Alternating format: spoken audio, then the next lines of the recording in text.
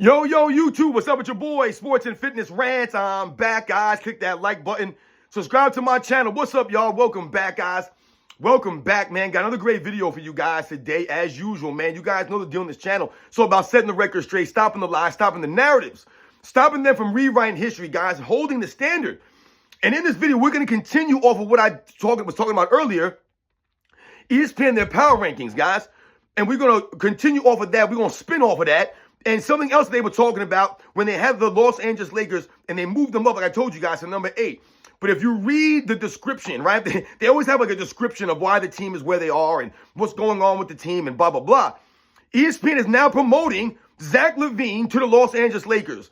So in that article, the ESPN Power Rankings, under the Los Angeles Lakers, they moved them up a spot. And then in there, they talked about if the Lakers could keep Anthony Davis, LeBron James, and Austin Reeves and make a move and get Zach Levine and trade guys like Rui Hachimura and Gabe Vincent and some of these other guys, get Zach Levine, that will help their offense. I'm confused here, guys, and I've told you this the other day. The problem with the Lakers is not their offense, man. Zach Levine ain't going to do a damn thing for the Lakers. But once again, they're promoting more help for LeBron James. He needs more help. Anthony Davis is not good enough. The team that you have is not, it's never good enough. We're going to talk about this video.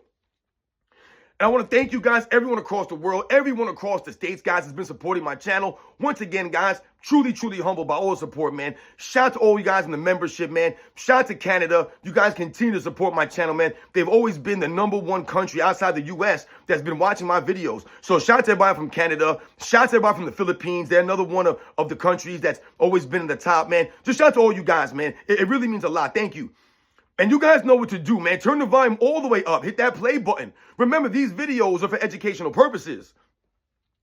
And let's roll. So, yes, guys, like I said, man, I want to spin off of the video I did earlier about the power rankings from ESPN and how they moved the Lakers up from 9 to 8 from last week, even though we know they haven't beaten a damn team. They haven't played anybody or beaten anybody, but somehow they move up in the power rankings instead of moving down. It doesn't make any sense, but we went over that. But what I want to do is I want to spin off of something else that was written in that same article of the power rankings. And like I was saying earlier, if you guys know about ESPN's power rankings, what they do is they essentially rank every team 1 through 30. And under every team's ranking, they give you a description of the team. Like I said, either they explain, why the team is the #1 ranked team, or, they might give you some info about the team's defense and where they're ranked defensively, or, where they're ranked in the offensive end, or, maybe they've been on a 5 or 6 game winning streak, or whatever, or the opposite. They were moved down in the rankings because they lost 4 games in a row, or they lost to this team, or they didn't do that, or someone got injured. So they're giving you an explanation, right, a short explanation of each team. And under the Lakers, the first sentence they had there was about making a move for Zach Levine. They literally said if the Lakers can keep their three main players, their 3 best players, LeBron James, Anthony Davis, and Austin Reeves, and bring in Zach Levine and trade away Rui Hachimura, Gabe Vincent, someone else. I don't know. It was like 4 plays that they put there. So they already have this whole deal worked out in their mind, ESPN. And Dave McNamara, of course, when I looked down and I read the whole thing and then I see who wrote it, of course, it all made sense. It was Dave McNamara, the straight LeBron James, crony, man. We all know what Dave McNamara, Brian Windhorst, these are these clowns from ESPN, that every article they write is to promote LeBron James and some fake historic record that they think that he got, and all this nonsense that they promote for LeBron James. But they never give you the facts about LeBron James. They're not honest with LeBron James. They're not. So they never talk about the other things that we highlight. They won't talk about that stuff. So I'm reading it. Of course, like I said, it was by Dave McNamara. So they got to get rid of 4 guys to bring in Zach Levine. And then he continues to talk about how this guy, Zach Levine, can help the Lakers offense. Let's be very clear here, guys. If anyone is watching the NBA, if anyone has seen the Lakers this season, the problem with the Lakers is not their offense necessarily. It's not their offense. The problem with the Lakers is they don't play defense, man. I don't understand what Dave McNamara's looking at. I don't understand what J.J. Redick is looking at. I don't understand what anyone is looking at if they think that the problem with the Lakers is they need Zach Levine. They need more firepower? No, they don't. They don't need any more scoring. Zach Levine, to me, is one of the most overrated players in the history of the game, guys. Zach Levine is literally like a Harold Miner. He's a dunker. That's it. That's it. In this week era, he's put up some nice stats maybe. Maybe on his resume, on his basketball reference page, he might have some nice looking statistics. Zach Levine has led the Bulls a damn place. A damn place. Zach Levine has done nothing in Chicago. Like I said, Zach Levine is literally just a dunker. That's his claim to fame. He had a couple of great slam dunk contests, man. Great on Zach Levine, man. He put in the show with Aaron Gordon. I still believe Aaron Gordon should have won one of those championships. But no doubt about it, Zach Levine was sensational. But that's it, guys. That's literally it. That's why I say you're a Harold Miner-esque. Harold Miner is remembered for a slam dunk contest. That's all Zach Levine's known for. He scored some points. He ain't gonna do anything else. He don't rebound. He can't play make like that. He turned the ball over a lot. He don't play no defense, man. He ain't got no leadership. And he's always hurt. What is Zach Levine gonna do for the Lakers, man? What is he gonna do? They just got rid of D'Angelo Russell for some Finney-Smith guy, whatever the hell his guy's name is. I love how they have all these hyphenated names on this team. What they had, KCP, Taylor Horton Tucker. And now they got this guy, Finney-Smith. Whatever the guys' names are, man. These hyphenated names. Everybody hyphenates names now. This is weird stuff, guys. Excuse me. So they need Zach Levine on the Lakers. This is what Dave McNamara, this is what they're saying on the Power Rankings. Go read it right now, guys. ESPN.com.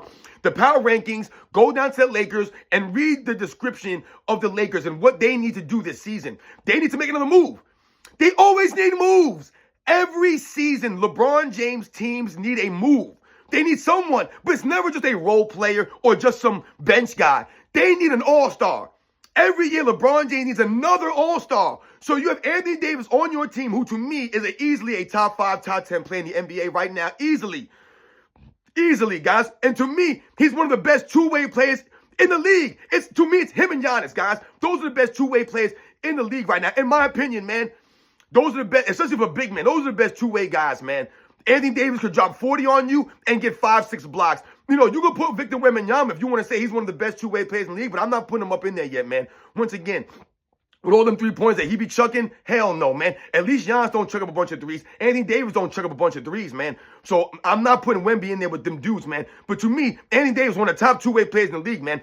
But he needs more help, LeBron James. If LeBron James, according to Candace Smith, is the second best player in the league, the second best player in the league, only behind Giannis. That's what Candace Smith said. So if he's better than everyone else, he's better than SGA, better than Nikola Jokic, better than Luka Doncic, Joel Embiid, whoever the top guys are in the league, whoever they are, Jaylen Brown, Jason Tatum, whoever these guys are, whoever they are in your mind, LeBron James is better than all those guys. He's better than all of them, according to Candace Smith. So if you have that guy and Anthony Davis, how the hell do you need more help? It doesn't make any sense to me. You have one of the top draft picks. Weren't they talking about Dalton Connect could have been a Rookie of the Year candidate like a month or so ago? You see how things happen? Dalton Connect has a couple of good games in a row, and all of a sudden they hype him up into another realm because they start talking about how he can help LeBron James. Oh, the Lakers, they got Dalton Connect, and a lot of teams slept on him. Remember LeBron James was saying that? Yeah, all these teams, they effed up. They effed up. That's how we got him. Yeah, no, you effed up, clown. You guys are a bunch of clowns, man. Get out of here. Now he's Zach Levine. It don't make any sense. Dave McNamara doesn't know basketball. Brian Windhorst don't know basketball. I'm convinced LeBron James doesn't know basketball, man. JJ Redick, does he know basketball? Because if they knew basketball, then you should be able to see why you're not winning games or what's affecting you being consistent. That's why I always say to you guys, how can we see this stuff as fans on the outside looking in? How can we notice these things, but these guys that are right there in it, they don't see or notice this stuff? Like I gave you that example with Victor Wembanyama. The Spurs are worse when he shoots all those threes. So why is no one going to him and saying, listen, dude, stop shooting these threes. You're not helping us win. We need you to take some more shots closer to the rim and get down low. Be more effective in that area. Like no one says that. How can I see this? No one else sees this and says anything? Oh, I get it. You can't say anything to these guys because they're so sensitive now. If you say something to them, they're going to go into a shell. They're going to request a trade now. Oh, I can't play for this coach, man. I can't play in this team, man. It don't make no sense, man. So once again, how can we see these things, but the coaches and other people around, they don't see this stuff? It don't make any sense, man. The Lakers don't need offense. Zach Levine would make them worse. It would make them worse because all they're doing is now bringing in someone to be LeBron James' scapegoat. If they brought in Zach Levine, he's going to be the first one they blame. Oh, Zach Levine ain't doing nothing out there for LeBron James. Zach Levine this, Zach Levine that. Can anyone tell me what Zach Levine has done in his NBA career, what would make you believe that he's going to help the Lakers win a championship? Name it. I can't think of anything. Once again, the slam dunk contests, they're not going to help you win a championship, man. Those slam dunk contests didn't do a damn thing for Michael Jordan win the championship. That wasn't who Michael Jordan was. Zach Levine don't do number dunk to me. And like I said, he's barely ever on the court. Wake me up. You guys know the line. Wake me up when Zach Levine can play 82 games, man. Wake me up when Zach Levine can take the Bulls to the postseason. Wake me up when Zach Levine can play defense. Wake me up when Zach Levine's going to be a real leader, a real true competitor out there, man. You know what I'm saying? Like, I'm not sold on these guys, man. And Zach Levine been in the league a long time. He's got to be in the league, what, damn near 10 seasons now. And what's he done? He's done nothing, man. Literally nothing. He's put some points up. Great for Zach Levine, man. The Bulls have been a laughingstock of the NBA since Michael Jordan left in '98, guys. They've been irrelevant. They had some years there with Derrick Rose. They've been irrelevant, guys. Irrelevant.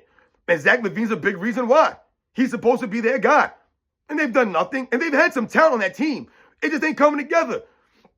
So I don't know what Zach Levine's going to do for the Lakers because all the problems with the Lakers have nothing to do with the offensive end. They cannot rebound or play defense. Two things that go hand in hand. The Lakers are a bottom 5 rebounding team, guys. Bottom 5.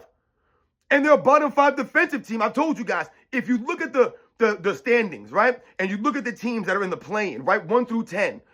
I believe the Lakers are one of 2 teams that are in the quote-unquote playoffs, the play-in, that have a negative differential. A negative differential. I think the other team might be the Spurs, maybe, who are in the play-in right now, but they have a negative differential. I could be wrong, but I believe it's the Spurs. So the Lakers are what? They 20-16, I believe, on the season. So they're like, what, 4 or 5 games above 500. That's not too bad, you would think, right? But when you look at their differential, they're the only team with a negative differential. And why is this? Because one game they might win by 4 or 5 points, but then the next game they might get blown up by 20, 25, 27 points, 30 points. It's insane. They're not consistent. And they're not a formidable defensive team. So they don't play defense consistently. You can't rebound consistently. You can't win consistently. You're not going to beat any good teams. So their 20 wins have come against nobodies. I told you, I ran down the list of their wins, guys. They've beaten no one. They beat the Kings 4 times. 4 of their 20 wins came against the Kings. The Kangs. Come on, man. Not the Kings of comedy. There wasn't Bernie Mac out there. We're talking about the Kangs, the Sacramento Kings. They beat 4 times. I believe they might have beaten the Spurs twice. They beat Portland, Utah Jazz, I think twice. No one's impressed with this stuff, guys. They've literally beaten nobody to get those 20 wins. It's fool's gold, guys. Fool's gold. So Zach Levine is going to come to the Lakers, and you're going to promote the Lakers trading away. Once again, how are you supposed to be a team, develop any chemistry or consistency when they're talking about, oh, let's get rid of all 4 of these guys for 1 player? Every year it's the same thing. Let's get rid of 3 guys for 1 guy. Let's get rid of all our draft picks for 1 guy. The Lakers just got rid of all their draft picks. They got for some Finney-Smith guy, who I don't even know who the hell this guy is. Never seen this guy play, man. Don't look like he's going to help the Lakers win a championship. D'Angelo Russell wasn't going to help the Lakers, but this guy is? I don't understand it. The Lakers' problem is LeBron James. He's their problem. He's the weakest link on defense, the weakest link on D, easily. And he's the weakest rebounder. For you being that size, he plays the power forward position, essentially. I don't give a damn what they say. This guy out there playing power forward, man. He can't get no boards. No boards. He's not hustling on the rebounds. So how's your team going to be good? Zach Levine's going to help you on the rebounds? Zach Levine's not going to get you into the middle of the pack, let's say, rebounding-wise, from the bottom 5 to let's say, a top 15 team rebounding. Zach Levine ain't going to help you do that. You guys are one of the worst defensive teams. Is Zach Levine going to help the Lakers become one of the top defensive teams or even a mediocre or middle-of-the-pack defensive team? No, he won't. He's never played defense. I don't get it. The Lakers are always going after guys that can score. I don't, it's weird to me. They think that the NBA is all about shooting and scoring. The Lakers don't have a scoring problem. They have a defensive problem. They don't play no D. They should be thinking about getting defenders or, once again, playing LeBron James less minutes and telling this fool, yo, man, we need you to get more effort on defense, dude. Stop chucking up 18, 19, 20 shots a game and start giving more effort on the defensive end. Start helping more on the glass.